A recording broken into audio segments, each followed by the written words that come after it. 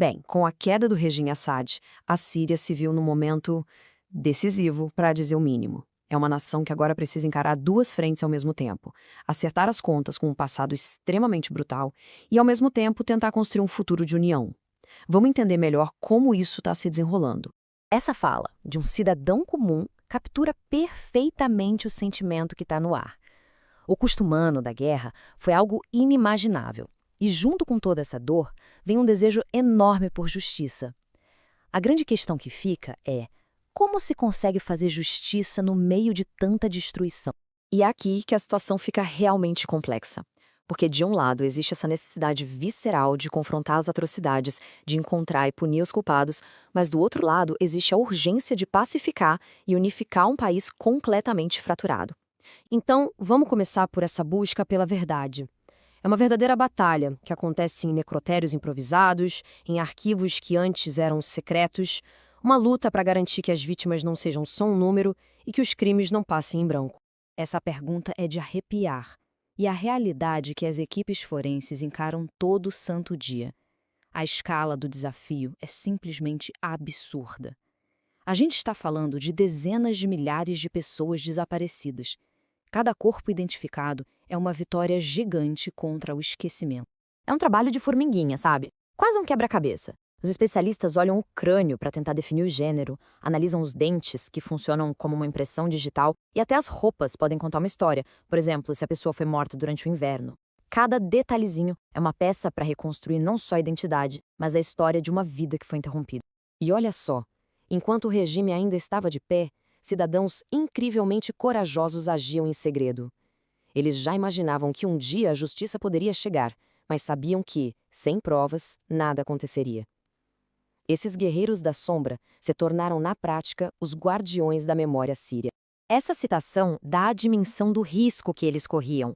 Eles usavam táticas muito criativas, como esconder documentos importantíssimos em caminhões de mudança, só para conseguir tirar as provas das áreas controladas pelo regime. E alguns desses papéis, como o investigador diz, tinham a assinatura do próprio Bashar al-Assad, o que conecta o alto escalão do governo diretamente aos crimes. Agora, vamos dar o foco para a segunda grande batalha dessa história, a luta política e militar para unificar o país. Porque depois que Assad caiu, o trabalho de construir um novo Estado estava apenas começando. O centro da disputa aqui era bem claro: recursos. O novo governo em Damasco precisava desesperadamente do dinheiro do petróleo, do gás e do controle das fronteiras para poder reconstruir o país. O problema? A maior parte desses recursos estava nas mãos das Forças Democráticas Sírias, as FDS, uma aliança liderada pelos curdos que, claro, não queriam abrir mão da autonomia que conquistaram. E é claro que isso levou a conflito armado. Uma primeira tentativa de cessar-fogo não deu em nada. Então, no começo de 2026, o novo exército sírio partiu para a ofensiva. Eles avançaram bem rápido com apoio de tribos árabes da região e tomaram campos de petróleo e gás que eram vitais. Foi essa pressão militar que, no fim das contas, forçou todo mundo a voltar para a mesa de negociação. E daí saiu um acordo histórico.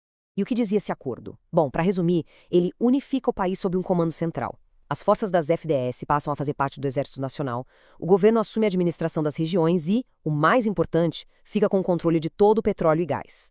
E teve um ponto fundamental para a Turquia, que é vizinha. As FDS se comprometeram a expulsar de suas fileiras membros estrangeiros do PKK, um grupo que a Turquia considera terrorista. Isso tudo nos traz de volta para aquele dilema do começo. Como é que se equilibra a busca por justiça com essa necessidade desesperada por paz e estabilidade? Existe um conceito para tentar lidar com isso, que se chama justiça de transição. Não é só sobre levar pessoas a julgamento, envolve também criar comissões da verdade, dar reparações para as vítimas, reformar as instituições.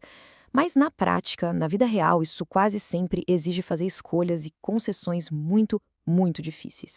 E para a gente entender o que isso significa de verdade, não tem exemplo mais forte que o caso de Fadi Sakri. Ele era um comandante de uma milícia que apoiava o Assad, ligada a crimes terríveis, inclusive um massacre.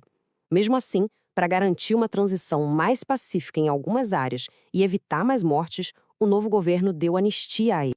A lógica do governo foi bem pragmática. Eles viram a anistia para figuras como Sakir como uma ferramenta, um mal necessário para conseguir um bem maior, que era parar a violência. Foi um cálculo político, pensando em salvar vidas no presente.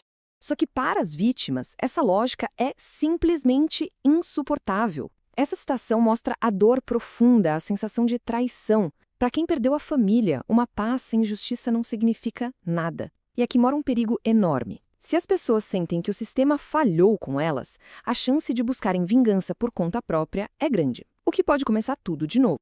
E no fim, a Cira fica com essa pergunta monumental. Não existe resposta fácil aqui. O caminho a seguir vai exigir um equilíbrio que parece quase impossível entre a necessidade de lembrar e punir o passado e a urgência de construir um futuro em que todos, finalmente, possam viver em paz.